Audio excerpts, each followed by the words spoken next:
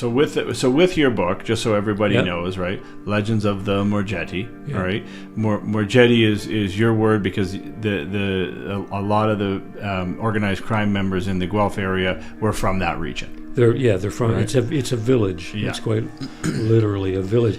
See, it's as if you were up on the Niagara Escarpment, and there were two sides to the escarpment, but it's bigger. The Aspromonte is this mountain ridge that runs down the center of southern Calabria and in pretty much all the way to the Mediterranean tip, and then there's a shore road on these plateaus, but the Morgetti themselves take. The village is above a thing called the Gerapado. I haven't looked at this in a while, but there's a gorge anyway, and in the gorge is an ancient battle, and in the remains, and in that battle, a family of a guy named Morgizio, whose father and uncle were Syro-Arcadian conquerors, way back in 1,000 years ago, or more than 2,000 years ago, but somewhere in there they arrived, took over that part drove out the original inhabitants, and created a kingdom there that's also had a fortress over on beneath Mount Etna at Sicily, across the Straits of Messina. And they have different clans, right? So there are different.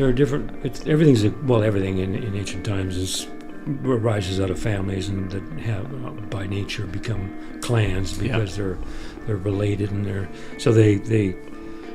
there's a lot of interconnectivity and a lot of between other clans because they try not to feud, and but because the Morgetti were up in this village between, so on the one side was one sea and on the other side was the other sea, so they had the road, they controlled the bridge, although the bridge was a little further down the road, but there was the bridge there that allowed you to cross the whole peninsula without going all the way around or having to sail all the way around. And those guys are predominantly the clan who came to Guelph. Yes. Okay. And the people at the bottom on the eastern side, those are the guys who showed up in the 1950s, the guys that the Toronto documentary you saw was about. Camiso. The Camisos and the Musitanos and a few other families that are called Costas and